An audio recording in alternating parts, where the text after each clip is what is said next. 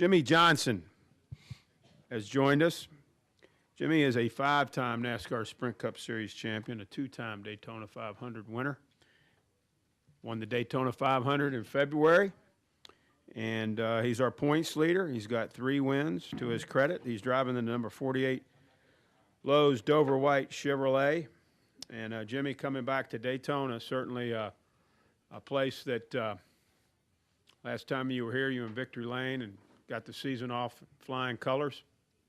Talk about coming back to Daytona now. Yeah, I'm excited to be back. Fond memories of dancing around like fools doing the Harlem Shake out on the front stretch.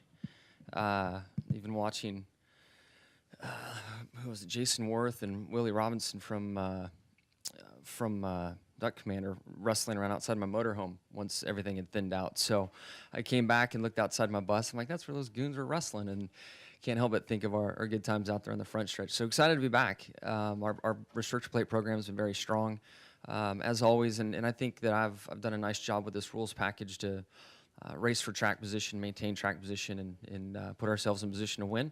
Clearly did that with the 500, and then in Talladega we had an awesome weekend too and ran up front, and starting the last lap I really felt like we had a chance to win.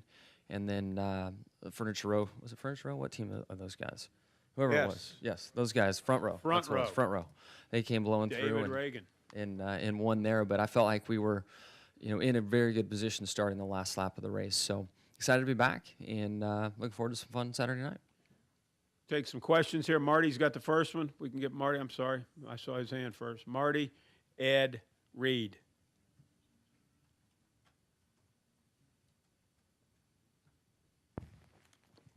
That is some impressive hustle. Marty Smith, ESPN. Johnson, let's discuss this restart thing. What's going on there? There's been a couple times where you had issues and seem extremely confused with the rule. So how do you understand it, and where do you stand right now with your frustration with that? I mean, yeah, there are a couple bad restarts that have been highlighted in a focal point here of late, but there's a lot of other great restarts that have happened, and a lot of other great opportunities to win races and lead laps and pull all that off. And I know the rule. I feel like I'm maybe a little focused on the way the rule reads exactly and paying maybe too close attention to that. And maybe I should lighten up and loosen up on the way some restart, and then certainly the way I do. There are a lot of restarts, especially during the Kentucky race that I brought down, that I felt like a good citizen, good student, and doing exactly what I'm supposed to.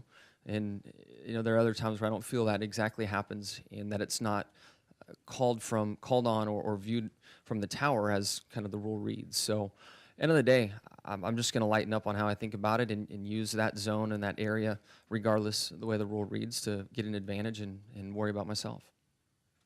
Ed.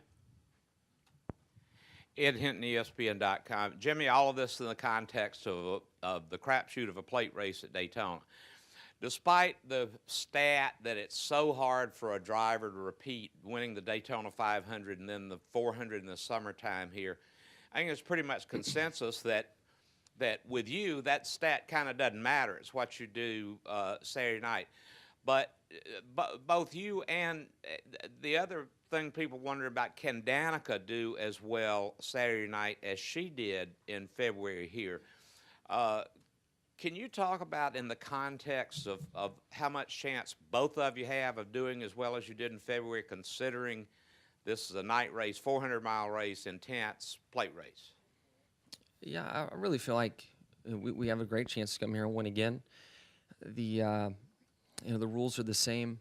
So from a car standpoint, our race car that we won with is, out in the parking lot basically at Daytona USA. But outside of that, not a lot has changed. So I feel like the speed in our race car and what we need there from a mechanical standpoint is there. And then it's just down to racing luck and how that plays out. Plate racing, we all know the odds there. I mean, it's tough to get it right. That's probably why that stat is in existence, and someone hasn't won the 500 and the 400 the same year. But I feel we'll have a great chance to do it, and I expect to run up front all night long and be a factor, and hopefully, have racing luck go our way. And then as far as Danica, if she did it in the spring or did it here in February, she can do it again, without a doubt. And I think these tracks suit her style. She has a lot of comfort in running flat out and running side by side in a restrictor plate situation, and she should be very competitive. Let's go to Reed and then Lee. Reed Spencer with NASCAR Wire Service. My question relates to Ed. It's been 31 years since anybody's swept both races here at Daytona. Why is that so difficult, do you feel? And, just in general, why is it the randomness of the racing here, or, why is it so hard to do that? Have plates been on for 31 years too? Is that pre-plates? Yeah. Is that? I mean, with restrictor plate racing, we know the packs that we run and the wrecks that we cause, but if that number goes back prior to plates being on, I don't really know.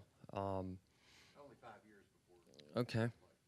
In the past, I could say in my early years racing here, the 500 cool temperatures, track had a lot of grip. People are a little more relaxed for a 500-mile race and trying to get to the end.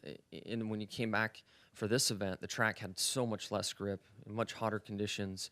There's just more urgency to lead and be up front that I feel there's just more energy and more opportunities to make mistakes in the July race than the February race due to track conditions, and then also everybody's just charged up for a night race and 4th of July and all those things. Let's go to Lee, and then we'll go to David Caravello. Lee Spencer, FoxSports.com.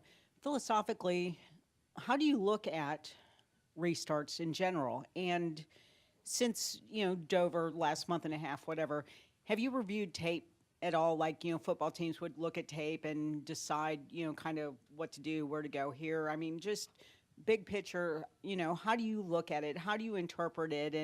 And what are you doing so it doesn't happen to you again? Well, learn from mistakes, for starters. And at the end of the day, it doesn't matter how I interpret the rule, it's how it's enforced.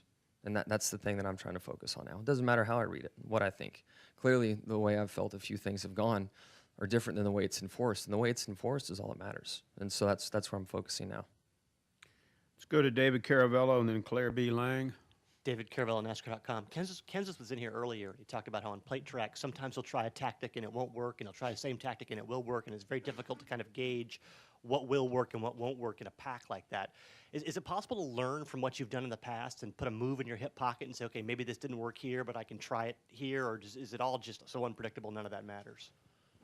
It is really unpredictable for sure. The thing that makes it so tough to consistently work on time and time again is most passes, if not all, you don't do on your own. You might see the opportunity, but you need to have maybe let off the gas or drug the brake to back up the car behind you to get the run at the right time to take advantage of that hole that opens up or what you see is going to happen. That's tough to do. That's the hard thing. And then sometimes you make that move and you get out there and you look in the mirror and the cars behind you didn't agree with the move you made, and you're a sitting duck. And you might get alongside of the car you're trying to pass, but they've all stayed in the bottom lane and now you're dropping like a rock. So that's the part that makes it so tough is 1 week, one lap. I mean, during the course of the race, you make a lot of, everybody's trying to pass and do what they can. Not every one of them work out. So you just kind of play the numbers. You keep trying and try to show. And I was taught by Jeff, show that you're going to complete the pass. Make the pass and the effort in the right spot at the right time, and people will follow. You have to show people, and build that trust and rapport that you're going to make the right move here that is not only going to work for you, but for the guys behind you. If you get a little too narrow-minded and just worried about a single car pass, a lot of times that'll come back to bite you, especially if we're chasing the yellow line around the track. Usually you can defend and hang on the yellow line. And I lost a 500 here. I can't remember the year. But coming down the back straightaway, thought I was in great position, pulled out going into turn 3, pulled out to the outside, thought everybody would follow me because it was the last lap. It was way too early. I mean, if I waited until off of 4, I think people would have gone with me. I just went too early. They stayed in line. I came back by in 7th or 8th. Not because of something you would try in an earlier race. That was just because of the way the race had gone. Just the way it worked out, and you're thinking about yourself, well, the guy behind me is like, well, I'm going to push you to the lead, and then it's you and I stuck in the outside lane dropping like a rock. Why am I going to do that? So there's a bit of you need to have a vision in some respects where why would somebody want to follow you? Why are they going to work with you? And if you have from turn 3 to the finish line, that's a long gap. You need to wait till you get over here where it's a little shorter distance. Claire B. Lang. Thanks, Sirius XM NASCAR Radio. Another quick question on the restarts. Obviously, you didn't get to be a 5-time champ by letting things get into your head. In the garage, some people were saying, well, this is after the race, those restarts are getting in his head. It sounds to me more like you were focusing on the rule, almost like if that's the rule, this is what I'm going to do. Is it easy to not let it get in your head after a couple of times after that rule came down that sort of bit you? And is that's not part of it, that you have started to let it get in your head? I'm not smart enough to let it get in my head, so we're fine there. There's not much between these years. All right, let's. Sort of bit you before and you were overthinking it? Was it just that you were sort of sticking on the rule and this is the rule, I'm going to do what the rule says? Yeah, very, very focused on the rules for sure, in the way they read, and expecting things to be officiated that way.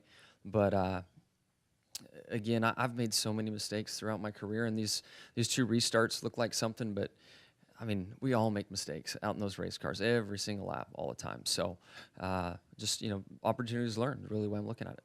Godwin. I'm going to take 3 more after Godwin. Brian, Allen, Holly.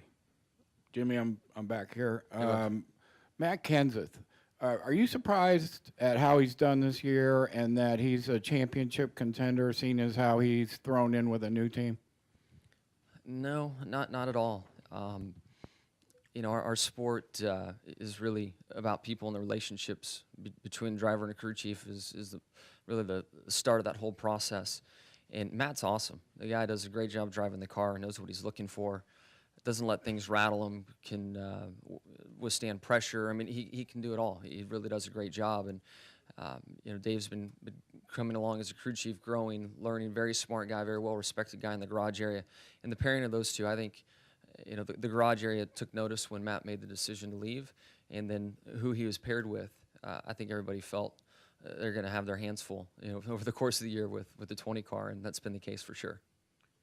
Go to Brian, and then Allen, and finish with Holly. Go ahead. Brian Nelson, Motor Racing Network. Jimmy, as we look forward to the 20th Brickyard 400 here in a few weeks, obviously you're going back as a 4-time and defending race winner there, but what does it mean to you? What does Indianapolis still mean to you personally, and your sense of the broad meaning in the garage area? To me, on a personal level, I just recall sitting on the couch with my dad and my grandfather watching the Indy 500. I can remember a variety of races and incidents that took place from watching myself. I remember my grandfather's stories and talking about his heroes that raced on that track and his opinions of it. So I remember that childhood aspect and how cool that track was. And truthfully, through my upbringing in off-road racing, with Rick Mears and Robbie Gordon coming from my world and going into IndyCar, that's the route that I wanted to pursue and the road I wanted to go down. Clearly, things took a much different turn as I got older and my professional career developed. And now to go there and have won at that track 4 times, it's insane, and one of my heroes with Rick Mears in that situation. So it's been a wild experience and a very rewarding experience, because at that racetrack, it's very special to win here in Daytona. I mean, it is. It takes others on the track with the draft and how you work that. And you almost want to thank other drivers, and it's often done in victory lane. I wouldn't have been able to win the race if so-and-so didn't push me or help me. But at Indy, it's a different game. I mean, the track is so technical and so hard to drive. It took me a long time to figure it out. But once I figured out the line and how to drive it, we've had great success there. And with that, the challenge that goes with it, there's huge reward when you're able to win. And I've been able to experience that a few times, and it's really cool. Allen, and then finish with Holly. Alan Cavano, NASCAR.com. Jimmy, you've won a lot of races, but races like last week, do you feel like you lost that, you gave it away, and can you be your own worst enemy inside that car? At times. I mean, all drivers can be their own worst enemy, and I feel like that one in Kentucky is definitely on me. I'm the guy behind the wheel at the controls, and we went down into turn 1. I'm not exactly sure. I haven't seen the video, but we were 3 wide going in the corner, and the air affected my car, and I got turned around. And if I didn't spin there, I really feel like, regardless of the restart not being a pretty one for whatever reason, I still had a very good opportunity to win the race. I feel like our car was strong enough. If I came out of there in 2nd or 3rd, I feel like I had enough laps to get up there and take the lead again. So I hate that really what went on in turn 1 and 2 in the spin. And that's really, I know a lot of people have talked about other issues But for me, the bottom line is getting turned around. And if we didn't get turned around in 1 and 2, I still think we could have won. And I've got to make sure that we can get through 1 and 2 and not spin out. That's really the ultimate thing. Final question, Holly. Holly K, NASCAR.com. Jimmie, you're a very laid back kind of guy and very seldom get really frustrated. So how do you kind of get beyond that? I mean, last week, and what do you do to put that behind you, or do you use that as fuel, going forward? No, I mean, it might seem that I'm real calm all the time, but I think we all drivers leave the track frustrated with something. Missed opportunity, car didn't perform all weekend, or car didn't respond. There's pit calls, there's driver mistakes, speeding penalties. I mean, I rarely leave the track and not go home in deep thought thinking about what I could have done differently. So, they sting a bit more when you lead all those laps and don't leave with the trophy. There's no doubt about it. But I've been doing this long enough to know how to shrug that stuff off, focus on what's important and what I can learn from, and then go to the next race. Yeah. Thanks, Jimmie. Good luck. Got it.